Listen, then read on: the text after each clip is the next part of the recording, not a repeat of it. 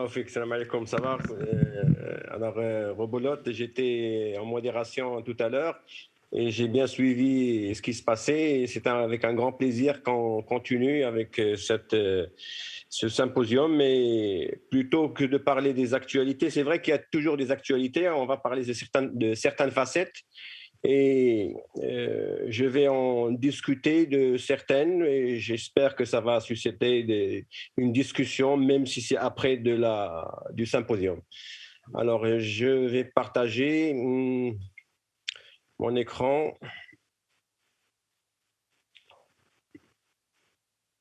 Dites-moi si ça apparaît.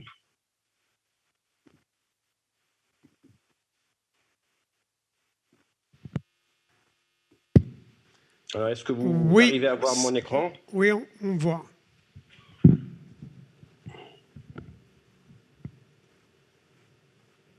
Alors voilà, donc en parlant d'hypertension artérielle, c'est une guerre sans fin, donc ce n'est pas une maladie qu'on guérit, on vit avec. Et je pense que, question actualité, oui, on en verra, c'est sûr, surtout aussi avec ce dernier congrès de l'European Society of Cardiology, où il y avait de la prévention cardiovasculaire et ça touche beaucoup l'hypertension artérielle. Alors, oui, un état des lieux, on va essayer de partager quelques chiffres. Et on va insister sur certains mots-clés quand on parle d'hypertension artérielle. Le dialogue avec le patient, il est important. Et j'ai bien dit dialogue avec le patient. On ne va pas dialoguer juste, on va parler au patient, non, mais on va parler avec le patient. Il y a un dépistage qu'il faut faire, c'est sûr. Il y a le risque cardiovasculaire, il y a le style de vie qu'il faut changer. Il y a aussi la bithérapie. Ça, c'est des mots-clés que je récolte rapidement, qui sont très importants en matière de prise en charge de l'hypertension artérielle. Quand on parle d'hypertension artérielle, déjà une bonne nouvelle qu'on connaît depuis longtemps, depuis quelques années, depuis 2013, je pense, on a simplifié la définition. Tout le monde sait que l'hypertension artérielle, c'est maladie, c'est à partir de 140-90. C'est pas comme le B7, c'est pas comme le sida, c'est pas comme d'autres maladies, il faut beaucoup de critères. Non, c'est simple. On a au-delà de 140-90 de façon permanente, c'est une maladie. Alors, ce qui est difficile maintenant, c'est d'en faire le diagnostic et la prise en charge. Il faut de la sensibilisation, il faut le dépistage, il faut bien mesurer, il faut dialoguer avec son patient, il faut encore un suivi. Et donc ça, c'est très important. Peut-être c'est là où on fait défaut avec nos patients et toute la communauté médicale fait défaut. Alors en fait, l'hypertension artérielle, bon, c'est un film. Hein, c'est un tueur silencieux et c'est un film qu'il ne faut pas regarder seul. Il faut être à plusieurs pour regarder ce film. Cette hypertension artérielle, elle tue. Et sur les 8 milliards de personnes qui existent, il y en a 1 milliard 280 millions d'hypertendus. C'est la plus grande maladie qui est répandue dans le monde, bien plus que le Covid. Alors, un peu d'historique, en 90, il y avait 648 millions d'hypertendus. En 2019, ça a doublé. En 2030, je vais vous faire peur, c'est 2 milliards. Ça augmente. Donc, il y a de quoi travailler pour tout le monde, hein, pour les pharmaciens, pour les médecins, pour les patients. Alors, qu'est-ce que ça fait, l'hypertension artérielle? Eh bien, ça tue 10 millions en moyenne, peut-être un peu plus. Hein, cette publication est un petit peu ancienne. Mais on sait que les maladies cardiovasculaires tuent près de 17% de toute la mortalité. Et sont classées en premier. Cardiopathie ischémique et action vasculaire cérébrale.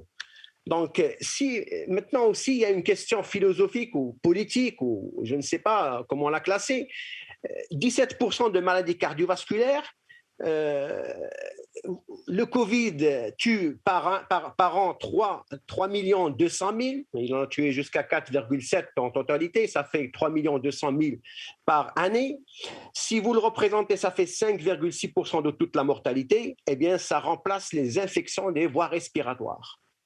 Alors, on aurait dit, où sont parties les infections des voies respiratoires? Où est partie la grippe?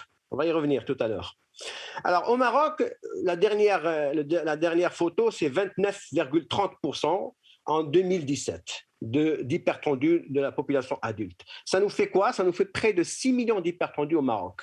Alors, s'il y a encore quelques chiffres, nous sommes 37 millions au Maroc, La moyenne des décès par an, c'est 141 000. Les décès cardiovasculaires, c'est 41 000. Le décès par Covid, c'est 8 900 ou 9 000 par année.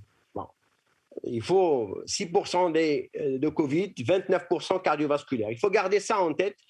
Question mortalité, question aussi budget, question aussi prise en charge des autres maladies que le Covid, qu'il faut prendre en charge sûr, mais prendre en charge aussi les autres. La seule différence, c'est que le Covid, il est contagieux. L'hypertension artérielle ne l'est pas. Mais les comportements de ceux qui ont des hypertensions artérielles, il est contagieux, le comportement. C'est là où il faut peut-être agir et trouver des vaccins peut-être. Alors oui, il faut avoir peur de l'hypertension artérielle pour pas mal de problèmes, parce que ça donne des infarctus, ça donne des accidents cérébraux, hémorragiques ou ischémiques, ça donne des maladies rénales, des maladies de l'aorte, des maladies artérielles périphériques, des rétinopathies, mais c'est difficile. C'est difficile, pourquoi? Parce que déjà, il y a un problème d'inertie thérapeutique, une mauvaise ou une adhérence du patient insuffisante, peut-être des protocoles pas assez accomplis ou établis, l'insuffisance aussi de l'engagement des autorités en mesure de mesures préventives. Il ne faut pas juste les afficher, mais essayer de les appliquer. Quand on dit pas de tabac dans les lieux publics, eh bien, il faut l'appliquer. Il ne faut pas dire juste ne fumez pas. Non, il faut les appliquer. Alors, est-ce qu'on a quand même un espoir? Oui, quand on réduit les chiffres tensionnels de 10 mm/Hg, eh bien, ça réduit les événements cardiovasculaires de 20%, de mortalité de 13%, la coronaropathie 17%, les AVC de 27%, l'insuffisance cardiaque de 28%.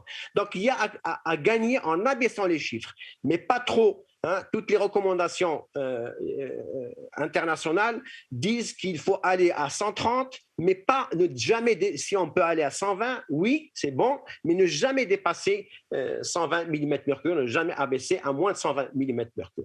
Alors, est-ce que ce contrôle dont on parle de l'hypertension artérielle, est-ce que c'est est-ce que c'est juste quelques pays ou est-ce que c'est international? Eh bien, on se rend compte que le contrôle de l'hypertension artérielle est mauvais partout. C'est presque une pandémie de mauvais contrôle. Pourquoi? Parce qu'on ne suit pas les recommandations, on n'utilise pas de bithérapie, on a une inertie et on a pas mal d'autres problèmes qu'on peut lister jusqu'à dire que les systèmes de santé ne sont mal faits ou sont mal appliqués, la manière de mesure, le dépistage, et on va en passer.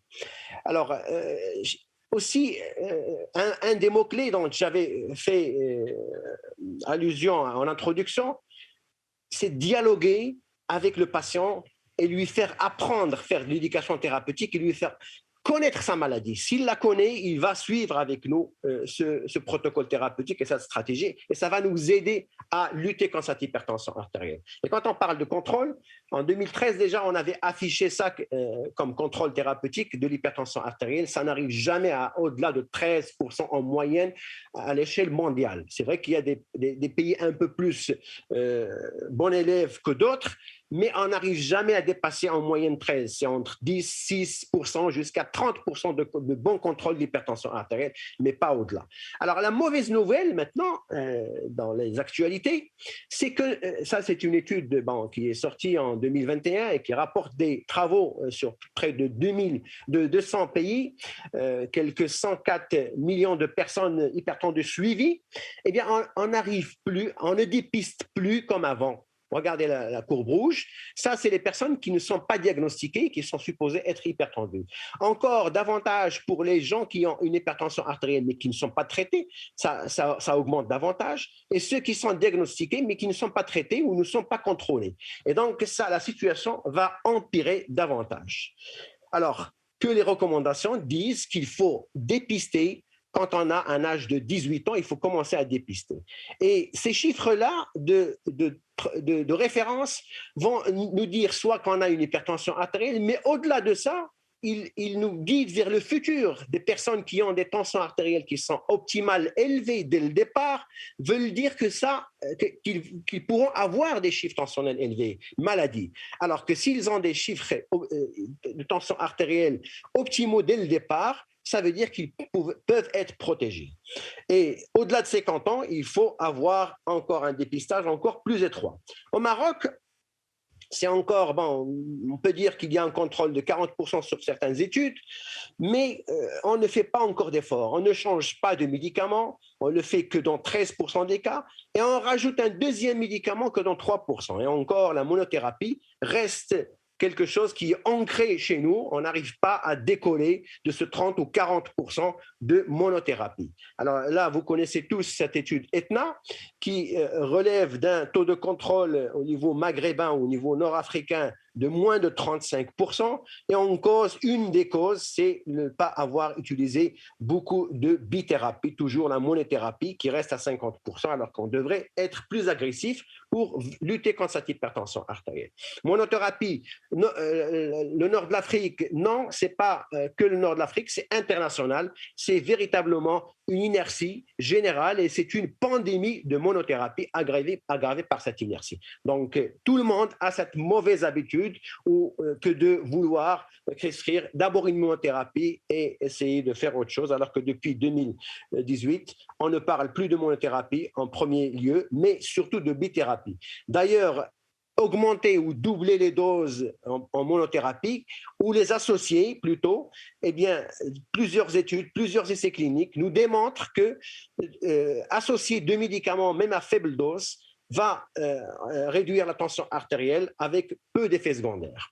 Alors, tous les guidelines depuis 2017 visent la bithérapie et encore en single pill, pas en deux médicaments qui sont séparés. Alors, les recommandations, toujours, on a dit single pill dès le départ. Et bon, on peut l'éviter, c'est le sujet âgé, fragile, commencer avec une monothérapie parce qu'on craint l'hypotension. Mais si vous avez déjà des personnes qui sont jeunes et à moins de 60 ans, on peut utiliser la double thérapie. Alors, on gagne quoi en bithérapie? On gagne beaucoup de choses. La protection cardiovasculaire est de loin meilleure en bithérapie, en single pill, à tous les niveaux, en matière de maladies coronaires, accident vasculaire cérébrale, insuffisance cardiaque ou fibrillation auriculaire. Et donc, il y a un grand bénéfice à réduire les chiffres tensionnels sous bithérapie, à un bon contrôle tensionnel. Alors, quel médicament pour quel profil? Bon, on sait tous que chaque patient est unique, avec sa propre combinaison des mécanismes physiopathologiques de l'hypertension artérielle. Et ils sont nombreux. On en connaît quelques-uns, le système sympathique, le système rénine-angiotensine, la dépendance au sodium, le système de vieillissement artériel ou vasculotrope, et d'autres qu'on pourrait peut-être ne pas connaître, qui sont impliqués. Bon, là, l'exemple de 3 patients et qui ont des proportions disparates de mécanismes qu'on peut donner des combinaisons, plusieurs, en fonction du type de patient ou des profils de patients qui sont toujours différents. Et donc, ajouter autant de mécanismes et les mélanger comme vous voulez. Alors, le système, parmi ces mécanismes, le système sympathique est très impliqué dans l'hypertension artérielle à plus d'un niveau, dans la genèse et l'entretien de l'hypertension artérielle, en s'impliquant sur la fréquence cardiaque, sur la rénine-angiotensine. Donc, l'arénine, en bloquant la rénine, il bloque aussi le système rénine-angiotensine, ou en stimulant la rénine, il stimule ce système rénine-angiotensine qui est toujours aussi activé et impliqué dans l'hypertension artérielle. Alors, en rajoutant à cela ce système sympathique et système rénine-angiotensine, dès le jeune âge, est impliqué dans notre vie et dans l'hypertension artérielle, et le sel prend le relais à un âge moyen pour continuer en matière de physiopathologie d'hypertension artérielle avec les autres qui s'estampent avec l'âge. Alors, en parlant aussi de la fréquence cardiaque, en faisant allusion aussi à l'impact de certains médicaments que je vais annoncer, l'hyperactivité sympathique est fondamentale dans l'hypertension artérielle, et grâce à la libération de noradrénaline, il va avoir un impact sur le cœur avec une augmentation de la fréquence cardiaque, une diminution de la variabilité de la fréquence cardiaque et une augmentation de la contractilité. Aussi au niveau rénal, une augmentation de la libération de la rénine, donc tout ce qui va sur le système rénine-angiotensine en le stimulant. Tout ça va concourir à donner des lésions vasculaires mécaniques qui vont entraîner davantage un stress pulsatif sur le système vasculaire et favoriser des lésions athéromateuses avec la possibilité de rupture de plaques et donc de risque d'ischémie myocardique accrue. Alors, que ce soit chez les hypertendus contrôlés ou non, la réduction de la fréquence cardiaque réduit de 53% l'incidence des événements cardiovasculaires. Et donc, il y a lieu de réduire cette fréquence cardiaque pour en profiter, surtout quand on a des cardiopathies ou des maladies cardiovasculaires qu'on vise à réduire. Alors, vous connaissez tous cette barrière de 70 de battements de fréquence cardiaque. Et au-delà de cette fréquence cardiaque, les maladies cardiovasculaires, la mortalité cardiovasculaire, toutes causes confondues, et maladies coronaires est augmentée. Donc, corollaire, il faut viser à diminuer cette fréquence cardiaque à moins de 70. D'ailleurs, toutes les recommandations visent maintenant à afficher comme facteur de risque influençant le risque cardiovasculaire, les fréquences cardiovasculaires au-delà de 70 ou 80 battements par minute. Alors, aussi pour contrer cette fréquence cardiaque qui est élevée, nous avons des armes pour ça, parmi les différentes classes, les bêta-bloquants, qui sont d'ailleurs toujours prescrits au même pied d'égalité que les autres classes thérapeutiques, système rénine-angiotensine, IEC, aldostérone, IEC et diurétique inhibiteur classique et bêta-bloquants sont recommandés en classe grade 1A. Un des exemples, c'est le bisoprolol que vous connaissez, qui est le plus sélectif des bêta-bloquants et qui offre une innocuité par rapport aux bronchopnéumopathies chroniques sans problème. Il faut les surveiller, certes, mais ce n'est pas une contre-indication. La seule contre-indication au niveau pulmonaire pour les bêta-bloquants, c'est bien entendu les asthmatiques. Mais les BPCE pour le bisoprolol reste possible à prescrire ce type de bêta-bloquant. Alors, l'activité sympathique dans l'hypertension artérielle, comme on a vu en physiopathologie, qu'elle est impliquée à plus d'un niveau. Chez l'obèse, c'est le tabagique, c'est le sujet jeune, c'est l'insuffisant rénal, c'est le diabétique, c'est les personnes qui ont un IMC élevé avec un syndrome d'apnée de sommeil. Donc aussi au niveau coronarien, au niveau des troubles de rythme avec fréquence cardiaque élevée. Donc à plus d'un niveau, l'activité sympathique est élevée. Alors un des exemples, et on va donner juste un exemple de bithérapie en single pill, la combinaison de bisoprolol amlodépine, qui a prouvé une efficacité antihypertensive, une efficacité clinique et une bonne tolérance. Et d'ailleurs, là c'est une répétition, mais c'est bien de le rappeler que les bêta-bloquants avec les autres classes thérapeutiques sont toujours classe 1A, et n'ont jamais été dégradés. Depuis 2018, ils sont à ce niveau-là, même les recommandations internationales de 2020, et ils sont repris au niveau des recommandations de 2021 avec la prévention cardiovasculaire affichée dans le dernier congrès de l'European Society of Cardiology. Alors, préférentiellement aussi, davantage les bêta-bloquants sont prescrits lorsqu'il y a une insuffisance cardiaque, lorsqu'il y a un post-infarctus ou une fibrillation auriculaire, c'est les personnes qui sont jeunes, avec une hypertension artérielle, ils sont privilégiés. Alors, l'association bisoprolol-amlodépine nous donne aussi un triple blocage, d'abord du système rénine-angiotensine à travers la rénine, le système sympathique et aussi à travers l'amlodépine, le système vasculaire périphérique. Ça permet un triple blocage et ça permet de réduire la pression artérielle et aussi de donner des effets cardioprotecteurs. Alors, bon, juste un clin d'œil pour l'amlodépine, l'inhibiteur classique le plus copié, plus de 36 ou 35 génériques, et le bisoprolol, qui est la molécule ou le bêta-bloquant le plus vendu en France et au Maroc. Et c'est un réflexe que de les associer pour en faire une bithérapie excellente. Alors, est-ce que est efficace? Oui. Là, c'est une étude de 10 000 patients qui perfère ou qui donne une efficacité à près de 80% avec une bonne et excellente tolérance. Donc, profil pour l'indication préférentielle du bisoprolol amlodépine, eh bien, c'est pour l'hypertendu jeune, en cas de stress, en cas de tachycardie, en cas d'hypertension artérielle chez l'obèse, en cas d'apnée de sommeil, l'hypertension artérielle résistante, les non-dippeurs, il y a pas mal d'indications, les coronariennes, l'insuffisance cardiaque et la fibrillation auriculaire, pas mal de profils qui pourraient bénéficier de cette bithérapie. Alors, cet exemple de bithérapie, ou les autres médicaments, ne vont pas nous nous priver des autres mesures, parce que la prise en charge de l'hypertension artérielle n'est pas que le médicament. Il faut d'abord aussi discuter avec notre patient et parler et évaluer le risque cardiovasculaire, et je dis bien avec le patient, pas au patient. On ne parle pas au patient, mais avec le patient. Il faut l'engager avec nous. Et donc, quand on parle de prise en charge de l'hypertension artérielle, médicaments, oui, c'est obligatoire, mais pas seul. Et là, en parlant de vaccins, et un petit clin d'œil au professeur de Nice, tout à l'heure, j'espère qu'il est toujours au niveau de la salle, il a parlé de grippe, de vaccin contre la grippe. Je sais plus si la grippe existe encore avec ce Covid, mais bon, vaccin contre la grippe, les vaccins découverts anti-Covid.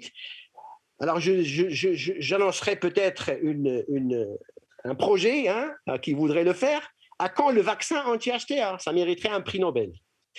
Alors, aussi, en parlant de comportement ou de changement de style de vie, pas que le médicament seul, il ne faut pas qu'il y ait des comportements comme ceci.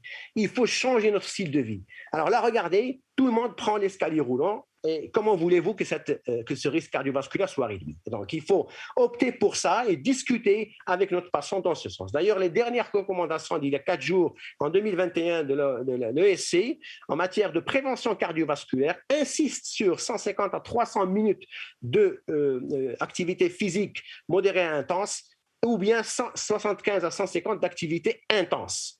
Et aussi, plus que ça, ne pas que faire de la marche ou de l'activité de 150 à 300 minutes, mais ne pas rester sédentaire. Si on reste sédentaire toute la semaine entre ces activités, c'est grave, on va développer un risque cardiovasculaire, bien entendu.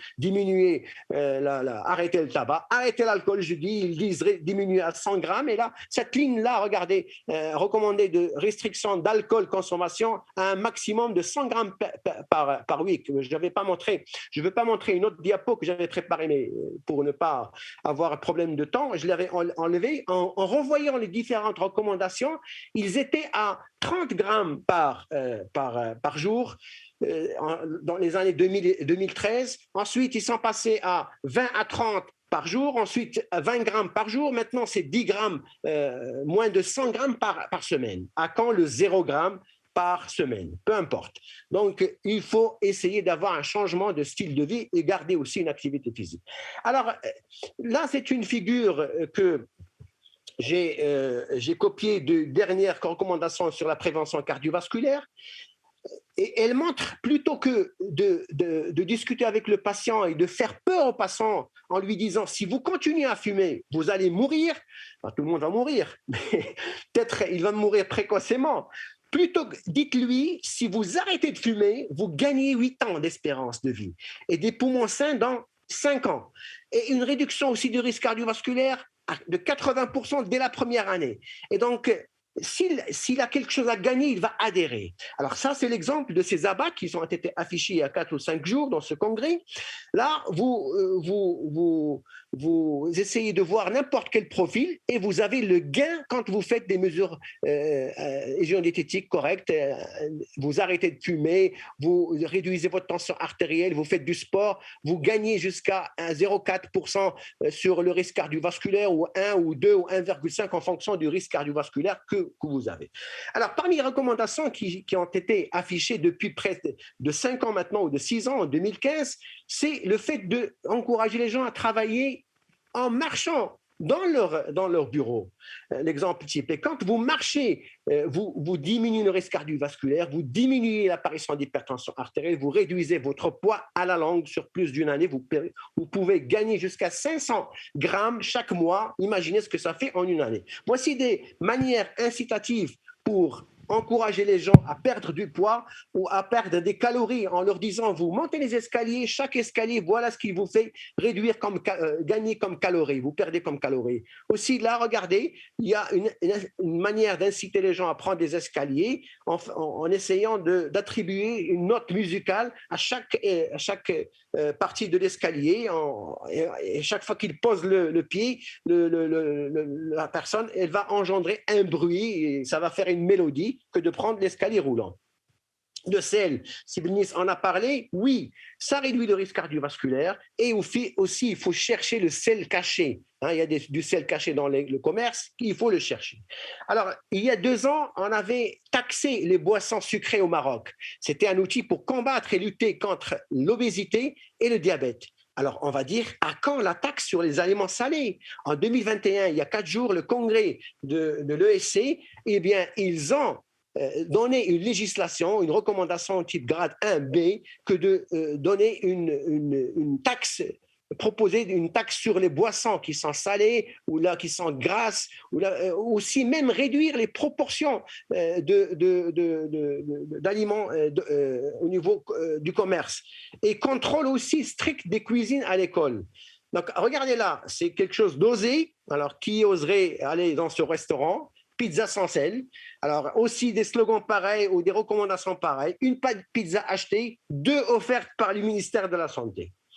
Alors, manger sain, bon, c'est ça. Éviter le junk food et tout ce qui est commercial. Bon, de temps en temps, on peut faire une petite erreur. On sort avec des amis, on peut faire chaque 3 semaines, chaque mois, une petite fête. C'est pas grave, c'est-à-dire on mange à l'extérieur. Mais l'habitude serait de manger sain.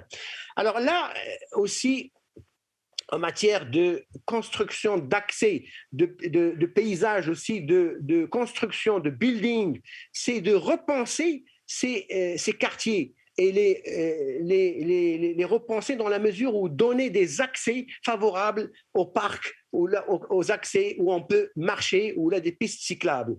Et là, on annonce géomédecine.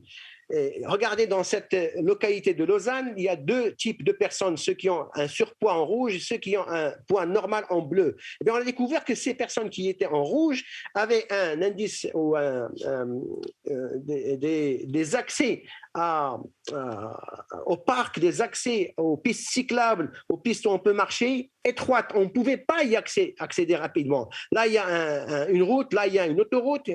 Il est difficile d'accéder. Alors que ceux qui avaient, que les bleus, qui avaient un poids normal, avaient un accès facile aux zones où il y a un parc, où il y a une piste cyclable, où il y a des paysages où on peut marcher agréablement. Et ça joue énormément sur le surpoids et sur le risque cardiovasculaire.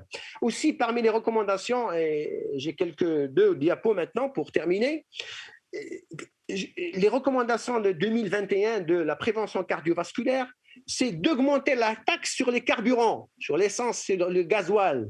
Alors vous allez me dire pourquoi? Eh bien, vous allez déposer votre voiture et vous allez marcher. Ça, bon, vous allez y gagner. Alors, bon, ça laisse à discuter peut-être.